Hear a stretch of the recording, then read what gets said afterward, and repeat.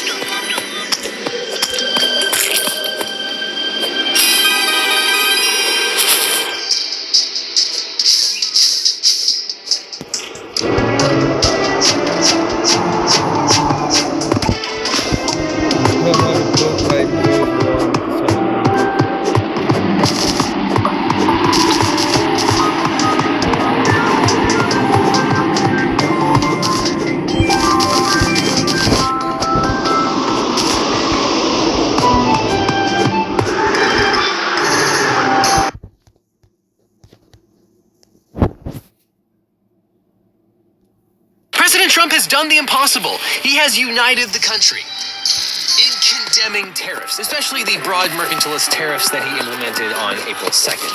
Wall Street is reeling, stocks are in freefall. The S&P 500 had its worst day in 5 years and continues to tumble. Between filming this and when we upload, there's no possible way to predict how much worse this is going to get. So I'm just going to point here, and editors just let people know how bad things are.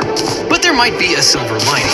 The authority that President Trump used to implement these tariffs is extremely dubious, and it's possible that courts might step in and overrule them. Now, if I was a betting man, I'm not sure I would bet against the tariffs, especially with this particular Supreme Court. But by the same token, there is a decent chance that these tariffs get overruled. So let's talk about what happened and what's going to happen. On April 2nd, from the serene backdrop of the White House Rose Garden, Trump dropped an economic bomb with reverberations felt around the world. During an announcement he dubbed Liberation Day for reasons, Trump declared the imposition of sweeping tariffs against our country's trade partners, which unleashed global panic and confusion over how these tariffs were calculated and the immediate international threats of retaliatory measures. In fact, the very next day, Chinese lawmakers forewent celebrating a national holiday to hit back, imposing a brutal 34% tariff on all American imports that mirrors the tariffs that President Trump ostensibly put on Chinese imports. And so the U.S. stock market crashed even further. Apple, for example, lost $311 billion in market value. Tesla lost $143 billion in market value, and the bloodbath continues. But Trump and his administration are telling Americans to just take a big picture view, because we're definitely headed for a glorious stock market boom any day now. Just trust me, bro. Yes, that's right. Trump wants us to believe that an economic death spasm rivaling the COVID pandemic will somehow inure to our economic benefit. Trump himself has likened the wounded economy to a patient recovering from a traumatic operation. He took to Truth Social to proclaim, quote, "The operation is over, the patient lived and is healing." But in a televised speech, President Trump announced the imposition of a 10% baseline tariff on all foreign imports to the United States. Trump also proclaimed additional punitive customized tariffs on roughly 60 of the world's, quote, worst offenders, or countries that Trump seems to think charge higher tariffs on U.S. goods out of malice, impose non-tariff barriers to U.S. trade, or have otherwise behaved in ways the administration feels undermines U.S. economic goals. But spoiler alert, for the most part, that's complete nonsense. But these custom-made tariffs include a 20% tariff on EU goods, a 46% tariff on goods from Vietnam, a 54% tariff on Chinese goods, which includes earlier tariffs, a 32% tariff on goods from Switzerland, a 24% tariff on goods from Japan, a 37% tariff on goods from Thailand, a 32% tariff on goods from Taiwan, a 49% tariff on goods from Cambodia, and a 50% tariff on goods from Lesotho. And on top of these sweeping measures, Trump confirmed the imposition of a new American 25% tariff on all foreign-made automobiles. Secretary of Commerce Howard Lutnick explained the tariffs as a way to get other countries to stop picking on us. And in a similar vein, Vice President Vance defended the tariffs as a way to ensure that foreign countries, quote, can't take advantage of us anymore. And Trump himself stated that he imposed the tariffs because global trade deficits were, quote, not fair. We're really not taking it anymore. So to usher in a, quote, golden age for America, Trump announced his newest executive order imposing what he called reciprocal tariffs, which are not reciprocal, as punishment for these made-up international trade crimes. In a few moments, I will sign a historic executive order instituting reciprocal tariffs on countries throughout the world. Reciprocal, that means they do it to us and we do it to them. Now, within hours after their proclamation, countries were scrambling to determine how on earth Trump had calculated these reciprocal punitive tariff rates. Vietnam's Deputy Minister of Finance pointed out that Trump's 46% tariff on Vietnamese goods bore little resemblance to Vietnam's 9.4% average levy on American goods. Spanish Prime Minister Pedro Sanchez challenged the reciprocity of the figures Trump used to calculate tariffs against the EU, and Switzerland's President Karine Keller-Sutter told reporters that Switzerland cannot understand the calculations underlying its tariff rate of 32% because Switzerland doesn't have any tariffs against the United States. And Trump's Rose Garden speech gave little insight to how the tariffs were calculated. Pointing to a chart listing purported bad actors and the purported tariff rates that they were charging the U.S., Trump explained that, quote, for nations that treat us badly, we will calculate their combined rate of all their tariffs, non-monetary trade barriers, and other forms of cheating, which left world leaders scratching their heads. And it appears that journalist James Surowiecki was the first one to figure out that the Trump administration had relied on a simple, incredibly stupid calculation. All they did was calculate the trade deficit between one country and the United States and divided that by its exports to the U.S., which was a far cry from calculations based on tariff rates and non-tariff barriers. And as Ian Dunt summarized, quote, Trump's team appears to have taken the U.S. trade's deficit with the country and divided it by the country's exports. The U.S. has a $17.9 billion trade deficit with Indonesia, and Indonesian exports to the U.S. are $28 billion.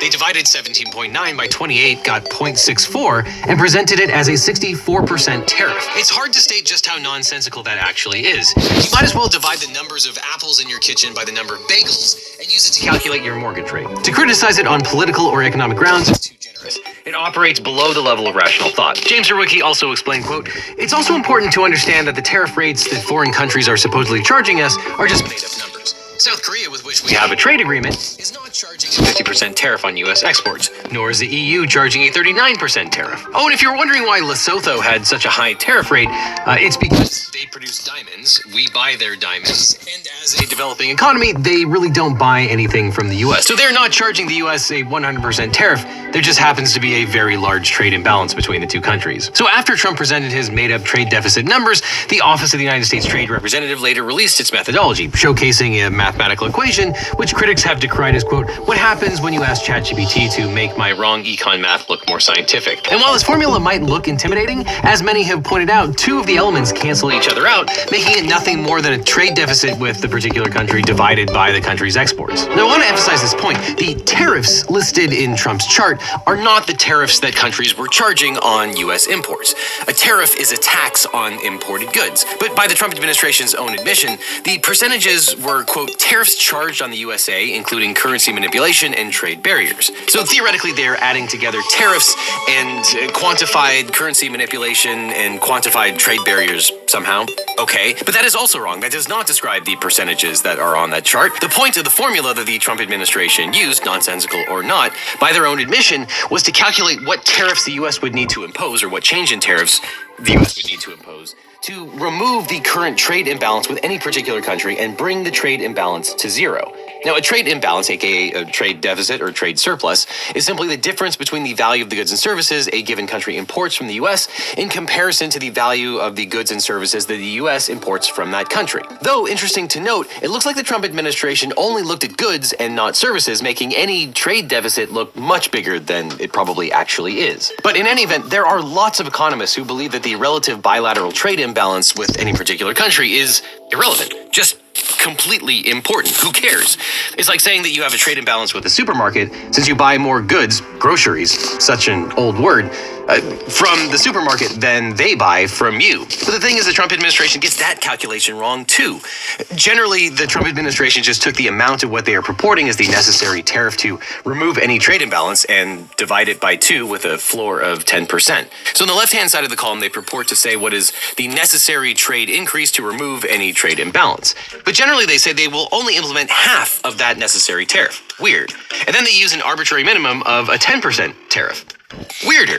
And then they apply the minimum tariff of 10% even when the U.S. has a trade surplus with that country, meaning that that country buys more goods and services from the U.S. than we buy from them. Pundits were appalled, with one CEO calling the imposition of, quote, reciprocal tariffs based on incoherent non-tariff calculations as incomprehensible, and another lambasting it as, quote, the stupidest thing I've ever seen. Yet another critic described the tariff calculations as exhibiting, quote, blithering, staggering, mind-boggling, jaw-cracking, gums-bleeding stupidity. And adding insult to injury, economists were quick to investigate the academic literature cited in the methodology, which, upon close reading, actually shows that Trump's math is off by a factor of about 400%. Because, of course, it is. So they couldn't even do their own calculations correctly. And as many pointed out, some of the territories targeted by the baseline tariffs, such as the Heard and McDonald Islands, don't even have human populations, but are instead inhabited by penguins. Possibly because they came up with all of this nonsense using AI. So that's fun. Now, if you're using dubious legal authority to destroy the U.S. economy, you want a good lawyer. But if you want a great lawyer, my law firm, the Eagle Team, can help. If you've gotten in a car crash, suffered a data breach, especially if you got a data breach letter saying your information might have been leaked, or dealing with a workers' comp or social security issue, we can represent you or help find you the right attorney. And by the way, we don't get paid unless you do, so there's nothing up front. So just click on the link in the description or call the phone number on screen for a free consultation with my team. Because you don't just need a legal team, you need the Eagle Team. So click below. Now, as legal justification for the tariffs, Trump issued a new executive order declaring a national emergency with respect to foreign, quote, trade practices that contribute to large and persistent annual United States goods trade deficits under the 1977 International Emergency Economic Powers Act, or IEPA. This act gives the president powers to regulate various financial transactions where there is, quote, any unusual and extraordinary threat which has its source in whole or in substantial part outside the United States to the national security, foreign policy, or economy of the United States if the president declares a national emergency with respect to such threat. Now, to take a step back for a moment, the U.S. president has no innate powers to set tariffs or regulate commerce. Article 1, Section 8 of the U.S. Constitution expressly gives the authority to set tariffs and to, quote, regulate commerce with foreign nations solely to Congress. The president's purported power to impose tariffs must therefore arise from authority expressly delegated to them by Congress. Now, specifically, IEPA states, quote, any authority granted to the president by Section 1702 of this title may be exercised to deal with any unusual and extraordinary threat which has its source in whole.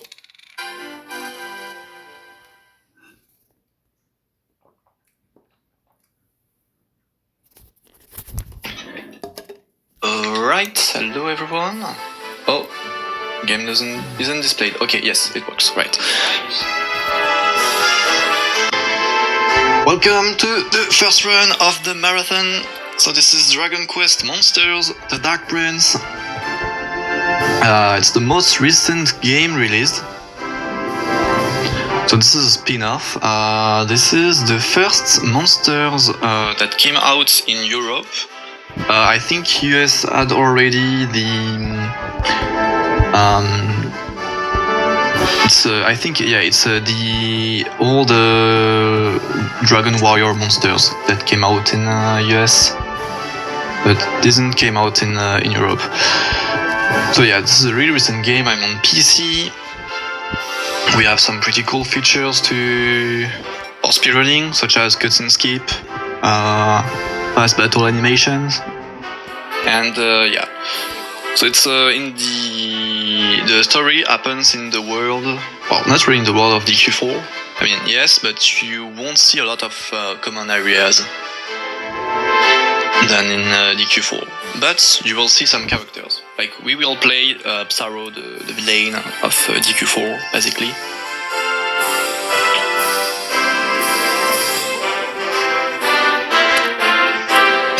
Alright, let's get started, I guess. I just need to grab my timer.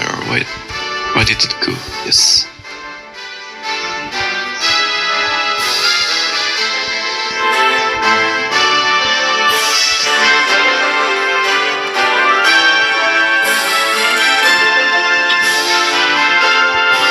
Alright. I have chat, I have word. It's all good.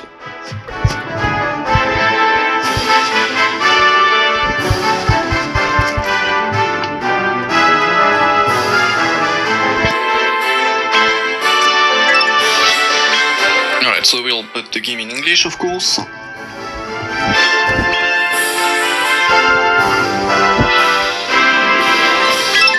We'll keep Psaro. It's like we play Psaro. I don't see myself remaining the character or anything else than Psaro. It's a Psaro. It's not like the heroes of the DQs, like you like to name for you. It's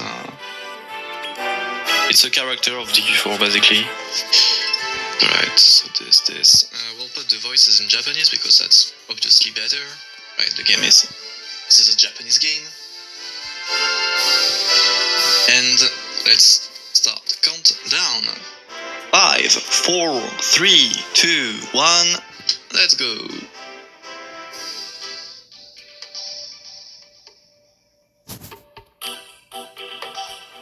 Alright. So it's a monster game. So we'll be playing, we'll be using monsters. Mostly. So Psaro, we see a cutscene here where we see Psaro being cursed by his father. His father is the king of the monster kind. His mother is just a regular human. So they flee together to return to Terraria, so the place where humans live. Oi! and his mother dies very, very fast. She was sick. So Psaro returns alone to Nadia, where his father lives. Unfortunately, he's kinda not accepted, and he doesn't want also to obey to his father. So his father decides to ban him and curse him also. His curse consists of being unable to harm monsters.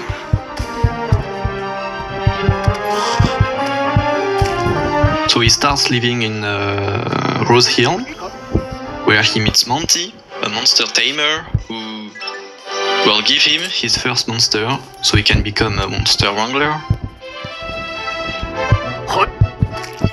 So he asked us a few questions so we can choose our starter. I just spammed yes to get this fry bulb. And we get into the catch tutorial, you know. Just wanna check my settings. I have autosave on. Autosave on. Fine, because I already had an issue on a previous marathon when I didn't have autosave on, and I just Alt F4 when something went wrong, and yeah, that was bad. I had to restart the first 30 minutes. So I don't want that to happen again.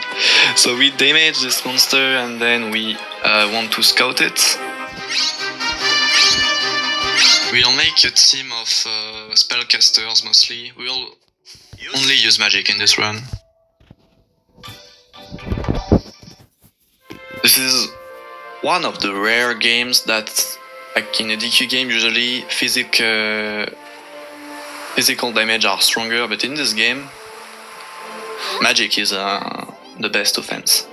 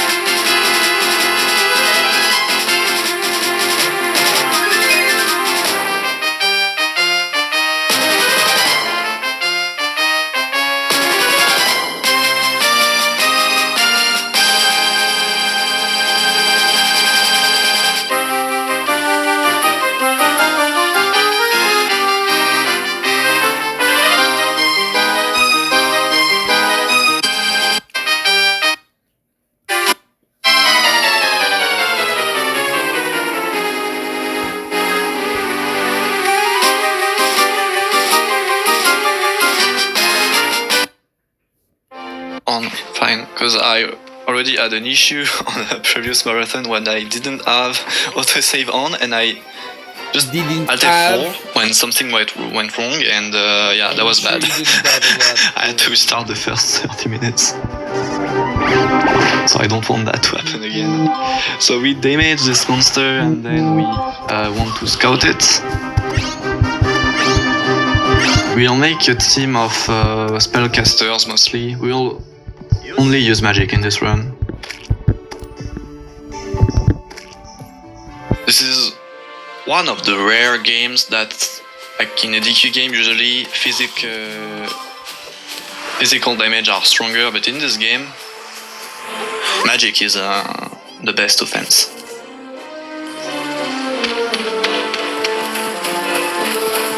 So we are introduced in the system of seasons. So basically you can see next to the map some kind of a clock with four colors with a symbol. It's the seasons. So we are right now in summer, and each season affects the map. Like the place where I got the chests is only accessible in summer.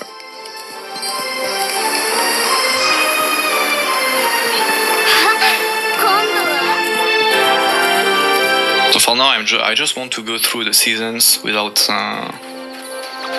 doing any other fights, because once I will be done with this tutorial, I will be able to increase the battle speed.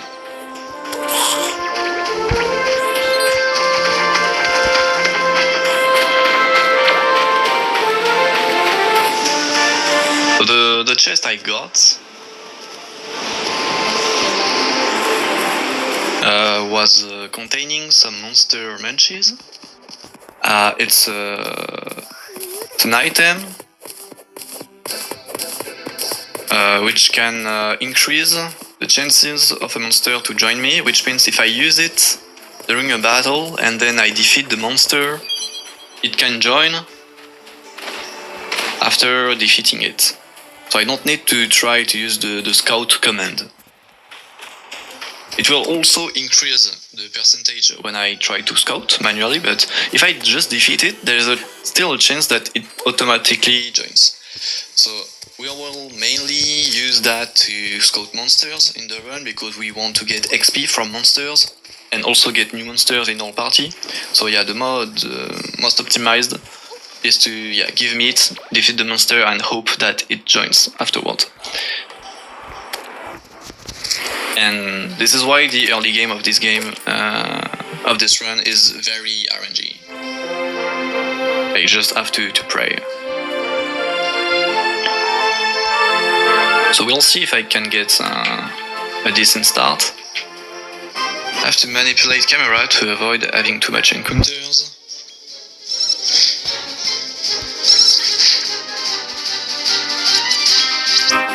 Monster munchies.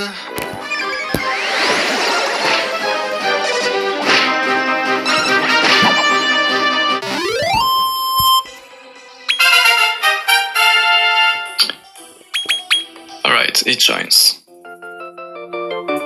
New monster. So we can have 4 monsters at the same time in the party to battle. We can have 4 more monsters on the back line, just to like that you can exchange with your current party. I got a Zam, this is very bad. This is like 10% to get a Zam from a wild Draki. And it misses and it angered. This is okay, this is already bad. Alright. I have no herb, right? Okay, so I just have to hope he doesn't.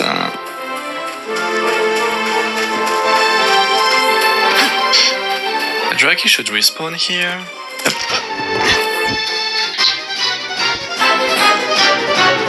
Just have to hope he doesn't attack again my vegan Dragora. That's the name of this monster. He used again Zam. That's very unlucky. Alright, please. Can you come in the party? Fine.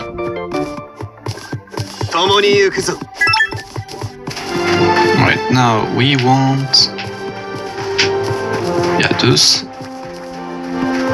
Join. I hope the Draki won't be... Okay, that's fine.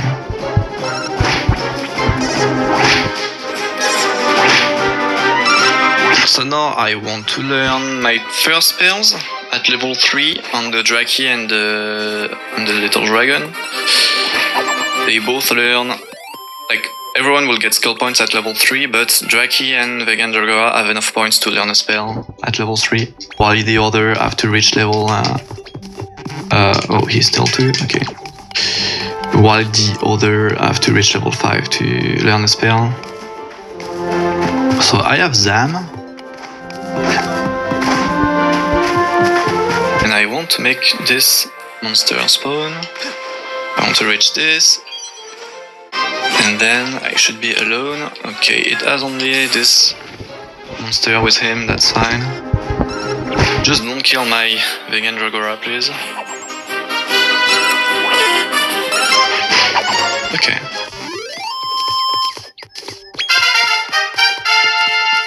Okay, so we can learn Seize. Okay, so now I want to use the camera again to make another chicken spawning. Munchies.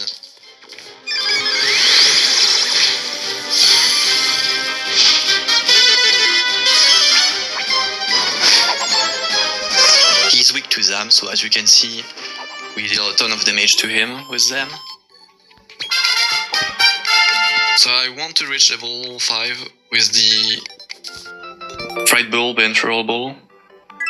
That's my objective right now.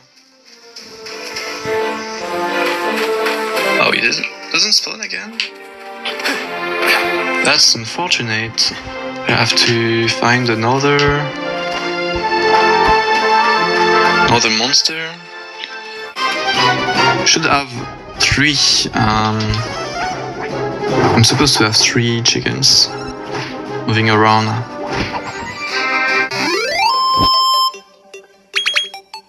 I think 2 spawned. Yeah. 2 spawned on the first fight and it deleted 1 somehow.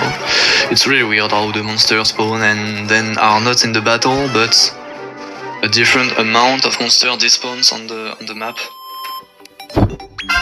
Alright, level 5 Fright Bulb, we can learn Seize, which I don't have.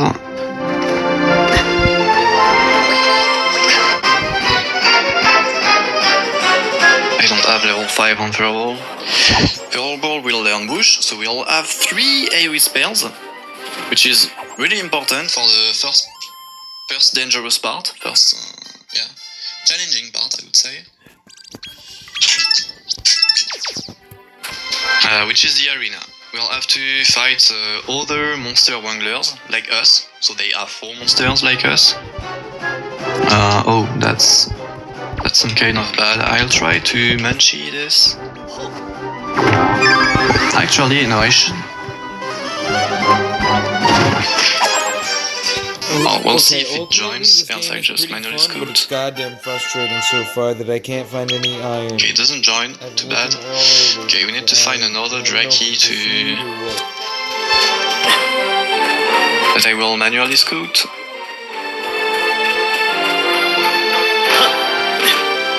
This is not a very good start, to be honest. Where are they? Yeah, you. Come here. Alright, defend, attack, defend.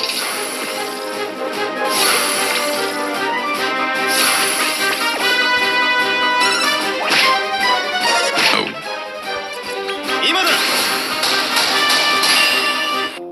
Alright. So I need 2 drag keys for later in the run. I'll explain later. So after the tutorial we'll learn Zoom, so I can use it now to go back to the village. So Rosehill, for instance, is a village that you can reach in DQ4. You can go to. It's also an optional village. Like you don't need to go to Rosehill, I believe, to complete the story of DQ4.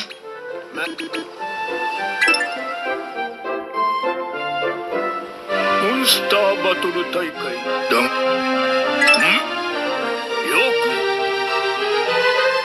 Alright, so Dante tells us that we should go to Endor, which is a big city in DQ4, where we can